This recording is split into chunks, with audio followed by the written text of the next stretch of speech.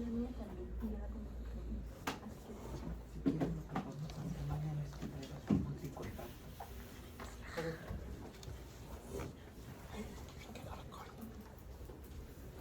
20 minutos.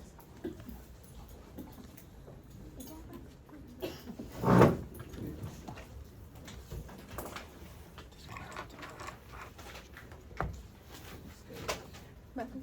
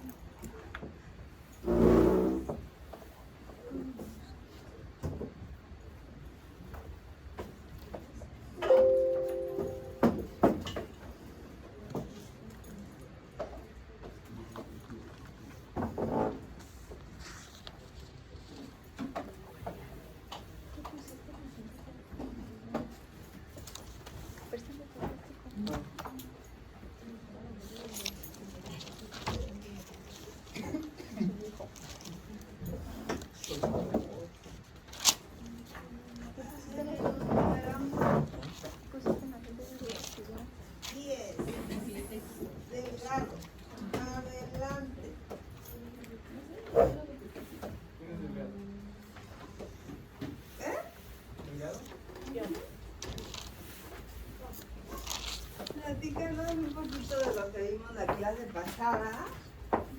Y por ahí te pongo la imagen para que te ayude.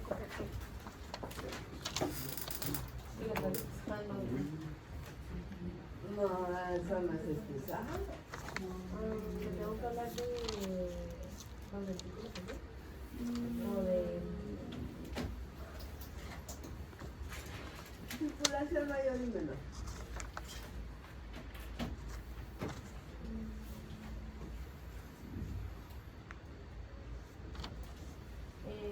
la mayor empieza en el ventrículo izquierdo y va de la aorta al organismo. Ok. Regresa por vena cava y regresa a aurícula derecha. Ok. Y la menor va del ventrículo derecho a la aorta pulmonar. A la arteria pulmonar. Arteria pulmonar. Y luego a los alvéolos. Y luego venas pulmonares. Y luego a la aurícula izquierda. Ok. Yo te pregunto una característica que tenga el lado izquierdo del corazón. ¿Qué me dices? Que es más grande que el izquierdo. Ok, que es más grande que otra. Que es lo más importante que hay. Si alguien es más grande, podemos suponer que es más que.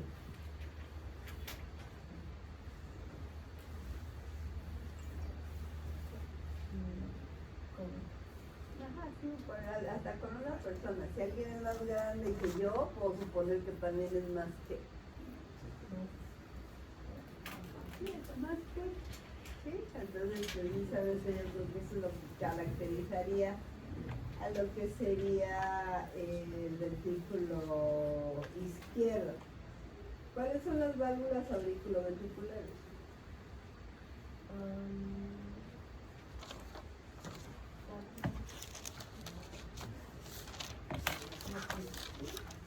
¿Sí? ¿Cuál otra?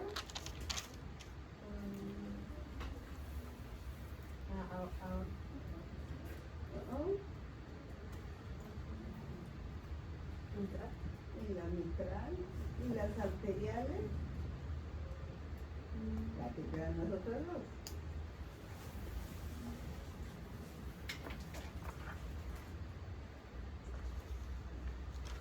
Si ya mencionaste la tricúspide y ya mencionaste la mitral, ¿cuál queda? ¿Qué otras válvulas quedan? ¿Y? Aquí son una que has mencionado.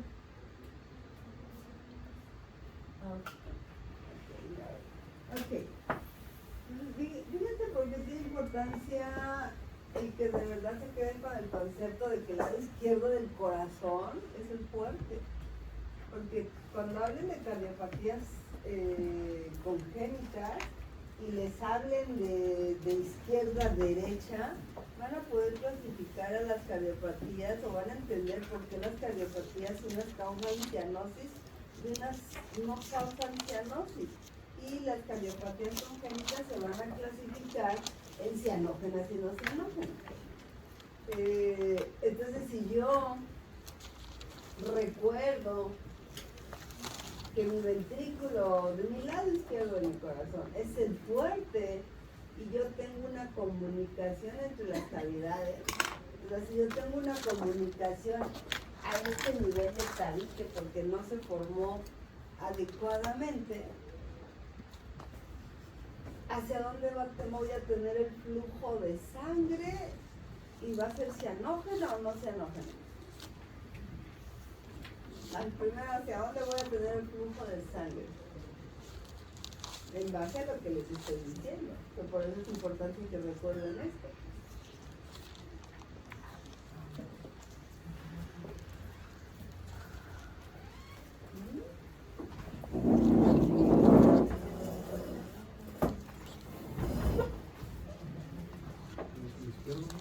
Hacia el lado izquierdo, ¿sí? Entonces yo tengo el flujo de sangre de aquí para acá. Está pasando sangre oxigenada a mi sangre no es oxigenada. ¿Va a ser cianógena o no cianógena? No cianógena. Sí, porque puedo oxigenar mi sangre desoxigenada. Si yo tuviera, o sea, cuando les hablen de cardiopatías de derecha a izquierda, entonces sí vamos a tener cianógena, porque entonces pasaría la sangre desoxigenada hacia la oxigenada. Le va a quitar oxígeno a esto y entonces se va a presentar cianógena. Sí, entonces por eso es importante. Y sobre todo cuando veamos las cardiopatías congénitas, ¿no? Hay unas que son únicas, como esta que les estoy poniendo en el ejemplo de que estamos hablando de una comunicación interventricular. Es una cardiopatía congénita única, pero tenemos cardiopatías congénitas que traen combinación de varias, ¿no? Hay una que se llama tetralogía de Fallot, que da lo que estamos diciendo, tetra, o sea, trae 4 malformaciones. ¿Okay? Entonces, por eso sí es importante que se queden con todos esos conceptos que les va a ayudar a explicarse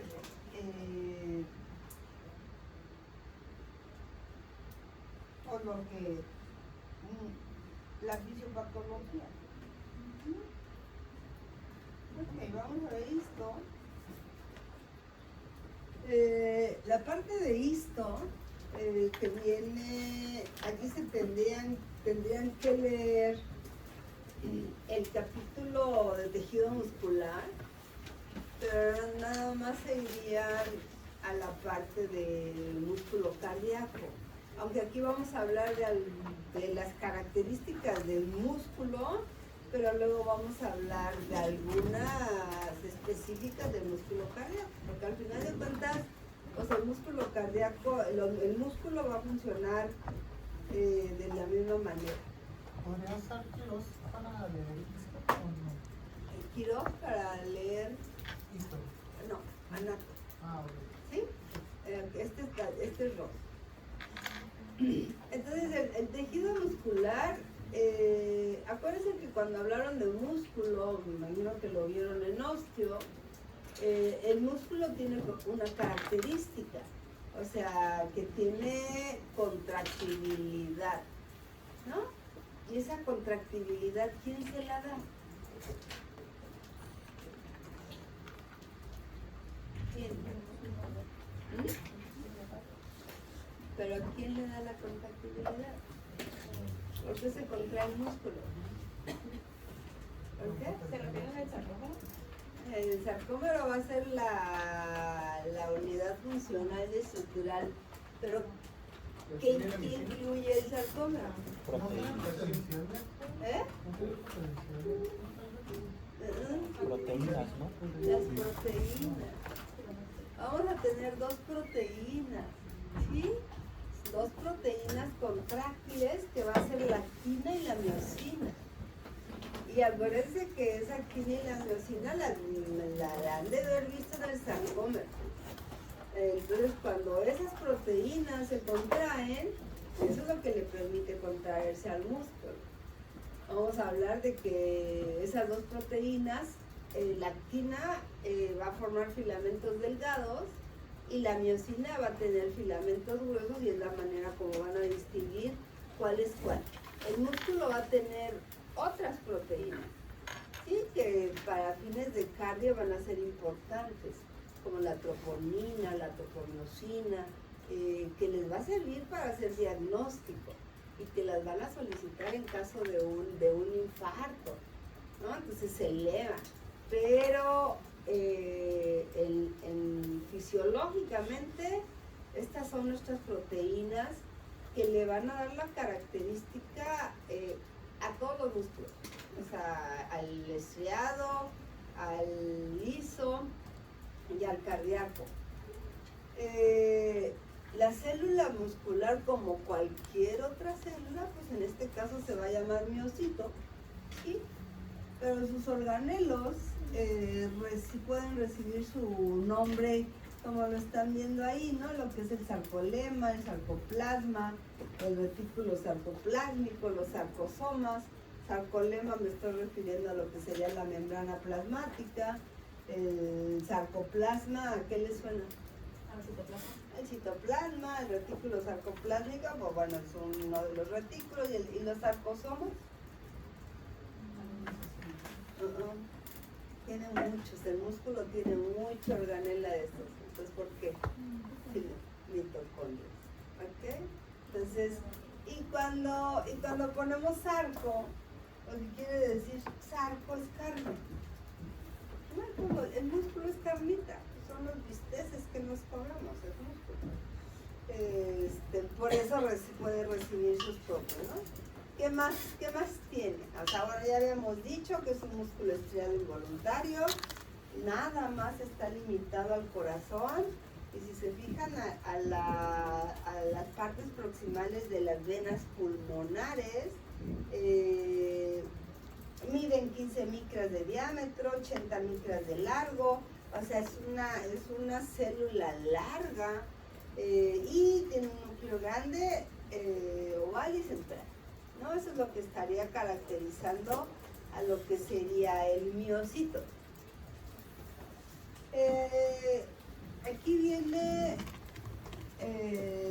¿dónde vamos a encontrar músculo estriado? Pues dijimos que también pudiera llamarse esquelético, y es el que vieron en osteomuscular, porque está en los huesos y es el que se encarga de permitirnos mover, y es el que es voluntario. Cuando hablamos del tejido muscular estriado visceral, lo tenemos en ciertas vísceras, ¿no? Podemos, a veces, si yo les digo el diafragma, ¿qué tipo de músculo es? Y así casi pueden pensar liso, pero no. O sea, es estriado y es voluntario. Y ahí está la prueba de lo que, digo, todo el mundo lo hemos hecho, de meternos en un albergue y decir a ver quién aguanta más tiempo la respiración. Y estamos dejando de mover nuestro diafragma. Entonces es voluntario, no lo podemos dejar todo el tiempo porque nos morimos, ¿no? Pero es voluntario. Entonces vamos a encontrar en la lengua, en la faringe, en parte del diafragma, en la parte superior del esófago, ¿no? Y eso lo podemos ver cuando tragamos. O sea, también el hecho de tragar también es voluntario. La respiración que viene junto con lo que es el diafragma y bueno, la deglución es lo que les estaba diciendo, ¿no? O sea, al tragar tanto alimentos como otras cosas. Y esto es lo mismo que les dije, ¿no? Y cuando hablamos del músculo estriado cardíaco, pues bueno, ya sabemos dónde está. Pero para que cada miocito, ¿sí?, que va a ser una fibra muscular, al final de cuentas, todas las fibras que componen al músculo tienen que contraerse al mismo tiempo para que la contracción sea efectiva. Porque si cada fibra se contrajera cuando quisiera, la contracción no sería efectiva. Entonces la fibra muscular individual, ¿sí?, va a estar envuelta por tejido conectivo, y ese tejido conectivo que envuelve a la fibra individual se va a llamar endomisio, que es lo que les está diciendo aquí. ¿Ok? Pero luego se van a juntar, o sea, va a haber un conjunto de fibras musculares que nos va a formar un haz o fascículo, y para que puedan quedar juntas y no se separen, vuelven a estar envueltas por otra capa de tejido conectivo que se le va a denominar perimincio. Y finalmente, todo el músculo queda envuelto en una capa de tejido conectivo que se va a llamar epimicio. Y esa es una de las maneras que se asegura la contracción. Hay otras, o sea, todavía, ahorita más adelante va a venir, hay ciertas estructuras, yo les digo, hagan de cuenta que es como pegamento, ¿no? Todavía las está uniendo más, precisamente para que se asegure la contracción efectiva de ese músculo. Tenemos fibras musculares rojas, blancas, intermedias. El color que le da lo rojo al músculo es la mioglobina, ¿sí? Tiene abundantes mitocondrias porque necesita mucho ATP. Como me estaban diciendo, el sarcómero es la unidad contráctil básica del músculo estriado. Y acuérdense que va entre dos líneas Z, ¿no? Y bueno, ahí están otra vuelta las proteínas, que los filamentos finos son la actina y los otros es la miosina. Les dije cuáles investigaron cuáles eran las 5 propiedades del músculo cardíaco. ¿Cuáles? Contractilidad, flexibilidad, automatismo y conducción. ¿Cómo se llaman con nombre? Inotropismo, cronotropismo y lucitropismo. ¿Y qué quiere decir cada uno?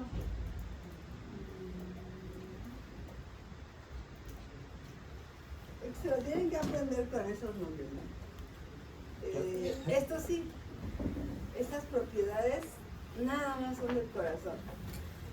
¿Sí? Entonces fíjense, valnotropismo, el que tiene la capacidad de excitabilidad.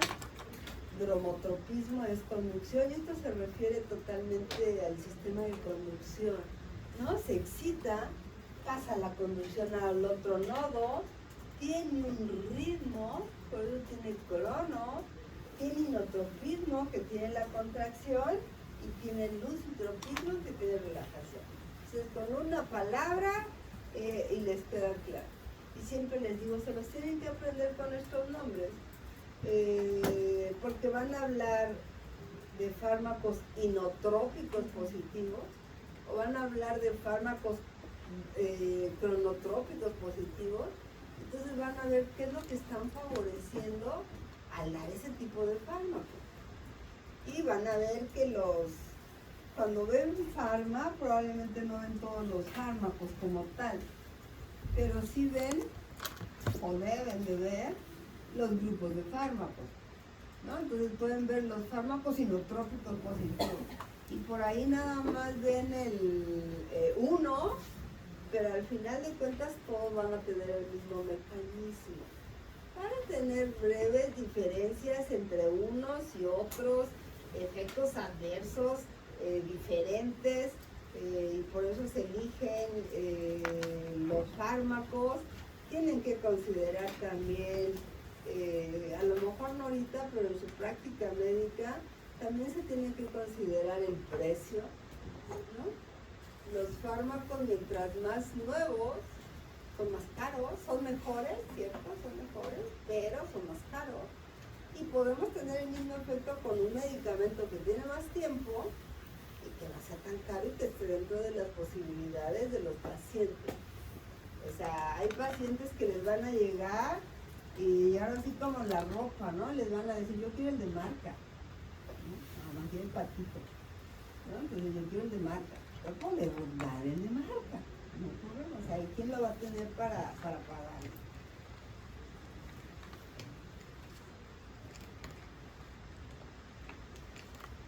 Esto es lo que les esquematiza y que fíjense que va para los 3 tipos de músculo. O sea que tenemos una sola fibra, y se fijan, tenemos un miocito y está envuelta por el tejido que se llama endomisio. Se juntan y nos va a formar un nasofascículo, pero eso es porque lo envuelve el endomisio.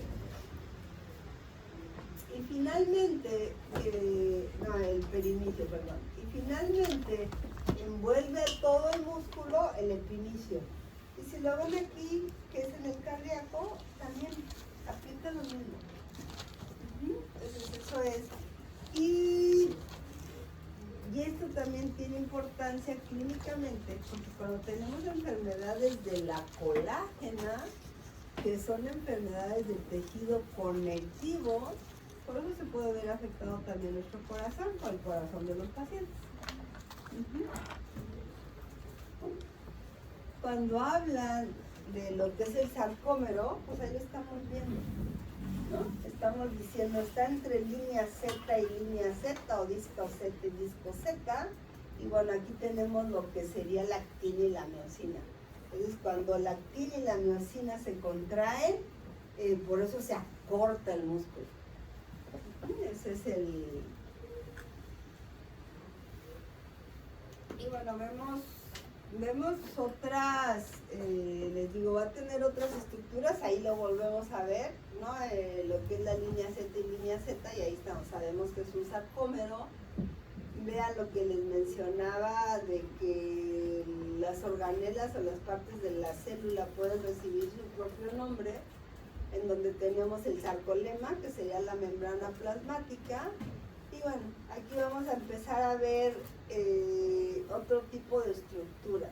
Estamos viendo la cantidad de mitocondrias que tiene el tejido muscular. Recuerden que necesita mucho ATP. Y les decía, si vemos esto, fíjense de lo que les está hablando, ¿no? Estas zonas, ¿sí? Ahorita se los voy a poner.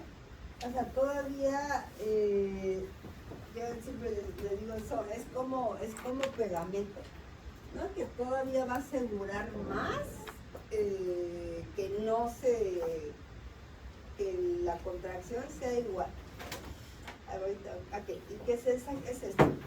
O sea, vamos a tener discos intercalares, ¿sí? Que fíjense, son uniones entre las células musculares cardíacas, fascia adherens, que les está diciendo que une a las células musculares por sus extremos, ¿ok? La mácula adherens o desmosonas las une entre sí y uniones de hendidura. Esa es, al final de cuentas, ahorita vamos a ver una imagen, son estructuras que van a asegurar la contracción. ¿Qué más tenemos? Si hablamos histológicamente, en las aurículas, o las aurículas van a producir, tienen unos gránulos auriculares, que van a producir una hormona polipéptida, ¿no? Que es el factor natriurético. Y este factor natriurético va a afectar la excreción urinaria del sodio. Entonces, si se forma en aurícula, es donde lo vamos a tener, y bueno, también en lo que es el encéfalo, ¿no? Pero aquí estamos, esa parte de las aurículas. Y bueno, aquí está lo que les decía, ¿no? La mácula de Hérens, la fascia de Hérens, que si se fijan es esto, ¿no? Los estoy viendo lateralmente, individualmente, pero está seguro, funcionalmente está asegurando la contracción. Si lo vemos a nivel de microscopio electrónico, estamos viendo el sarcómero, ¿sí? Y estamos viendo todas las uniones, en la fascia de Hérens, la mácula de Hérens, el gap junction, estamos viendo cómo están unidas todas estas fibras. ¿Qué más tenemos si hablamos histológicamente de nuestro corazón? Aquí está todo lo que tenemos. Ya sabemos que es un músculo estriado cardíaco. ¿Qué más tiene? Tiene un esqueleto fibroso que nos va a formar los anillos de los orificios valvulares. Y fíjense otra vuelta, es tejido conectivo o conjuntivo. ¿Ok? En la parte del tabique interventricular también va a tener una porción de tejido conectivo conjuntivo que va a ser su porción membranosa, que va a estar en la parte superior de nuestro tabique interventricular, y es tejido conjuntivo denso. ¿Qué otro tipo de tejido conjuntivo tenemos aparte del denso? Laxo, ok. Y bueno, cuando hay una comunicación interventricular, esto es lo más frecuente. A nivel comunicación interventricular membranosa. Si ustedes van a ser capaces de decir, ok, tengo una comunicación interventricular membranosa o tengo una comunicación interventricular muscular. Ya lo vamos a ver en otro diapositiva. Tenemos el sistema de conducción que ya se los mencioné, ¿no? Que son células más especializadas. Tenemos un epicardio y pericardio es lo mismo. ¿Cuál es la diferencia?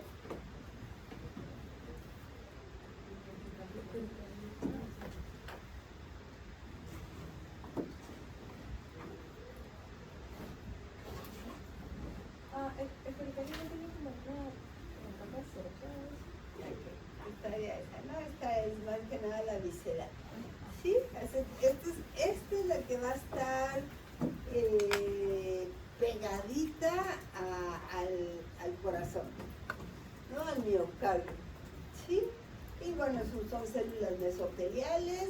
Y recuerden que cuando hablamos de un mesotelio, es un epitelio especializado, pero es un epitelio simple plano. Y a este nivel del epicardio vamos a encontrar a los vasos sanguíneos del corazón. O sea, vamos a encontrar a las coronarias, a las arterias y a las venas coronarias y también a los nervios. Tenemos el miocardio, que es el componente principal del corazón. Tenemos el endocardio, que también es otro epitelio, ¿sí? Que ya habíamos mencionado, es la capa más interna, también es un endotelio, también es un epitelio simple plano, y la parte de que deben de recordar que todos los epitelios descansan sobre su lámina basal, por eso es que debajo del endotelio tiene ese tejido conjuntivo subendotelial, que por ahí van a pasar las fibras de conducción.